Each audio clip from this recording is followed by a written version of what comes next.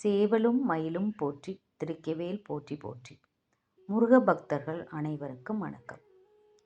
தைப்பூசம் விரதம் தொடங்கி இன்னையோட 25வது நாள் ஸ்டார்ட் ஆகுது. இன்னைக்கு ஞாயிற்றுக்கிழமை தேய்பிறை சஷ்டி. யாரெல்லாம் வேல் பூஜை பண்ணீங்களோ, வேல்மாறல் பாராயணம் பண்ணீங்களோ, கமெண்ட்டில் போய் ஓம் முருகா போற்றி அப்படின்னு டைப் பண்ணுங்கள். இன்றைக்கி நாங்கள் சஷ்டி காலையிலே சீக்கிரமாகவே எழுந்திரிச்சு குளித்து முடித்து எல்லா வேலையும் முடித்து சாமி போட்டால் எல்லாம் க்ளீன் பண்ணி வேல் பூஜை இன்றைக்கி தொடங்கியாச்சுங்க. இன்றைக்கி நாங்கள் பன்னீர், சந்தனம், அப்புறம் திருநீர் இதெல்லாம் வச்சு அபிஷேகம் பண்ணோம். 3 பொருள் வச்சு அபிஷேகம் பண்ணோம். அப்புறம் தண்ணி. நான் அபிஷேகம் பண்ணுறதை பார்த்துட்டு என்னோடய பையனும் நான் தான் பண்ணுவேன் அப்படின்னு சொல்லிட்டு அவனும் பண்ண ஆரம்பிச்சிட்டான்.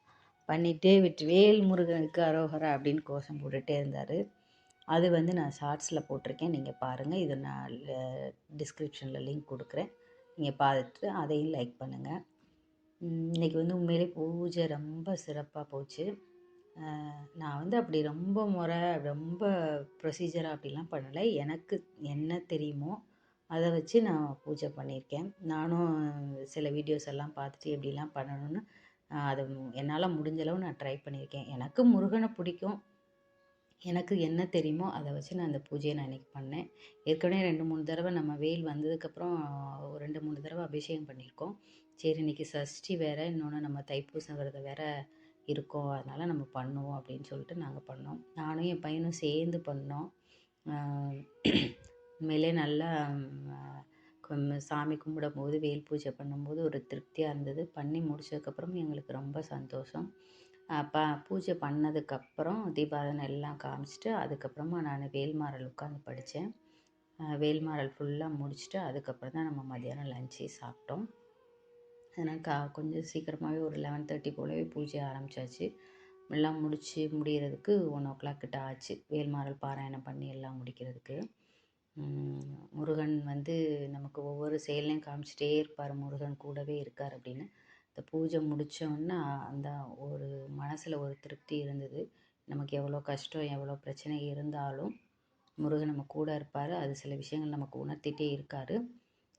நீங்கள் வேல் பூஜை பண்ண முடியலன்னா கூட கண்டிப்பாக வேல்மாறல் பாராயணம் பண்ணுங்கள். தைப்பூசம் விரதம் இருக்கிறவங்க, இருக்க முடியாதவங்க, இல்லை நம்ம டிசம்பர் 25 ஸ்டார்ட் பண்ண முடியாதவங்க, 48 நாள் ஸ்டார்ட் பண்ண முடியாதவங்க இப்போ ஜனவரி 22லேருந்து ஸ்டார்ட் பண்ணால் உங்களுக்கு 21 நாள் கணக்கு வரும். கண்டிப்பாக நம்ம முருகனுக்காக நம்ம ஒரு வருஷத்தில் ஒரு 48 நாள் ஒரு 21 நாள் கொடுக்கறது தப்பே இல்லை. நான்வெஜ் சாப்பிடாம கண்டிப்பாக நம்ம அவருக்காக நம்ம இருந்தோம்னா கண்டிப்பாக அதற்குரிய பலனை நமக்கு முருகன் கொடுப்பாரு.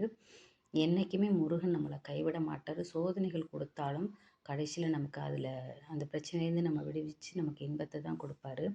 எனக்கு வேல்மாறல் பூஜை பண்ணதுக்கப்புறம் வேல்மாறல் பாராயணம் பண்ணதுக்கப்புறம் நிறைய அற்புதங்கள் நிறையவே நடந்திருக்கு என்னோடய வாழ்க்கையில். எத்தனையோ கஷ்டத்தை விளிம்பில் கடைசி நேரத்தில் கடைசியில் முருகன் ஒன்றுமே இல்லாமல் பண்ணிடுவார். நீங்களும் வேல் பூஜை பண்ணுங்கள், வேல்மாறல் பாராயணம் பண்ணுங்கள். ஓம் முருகன்.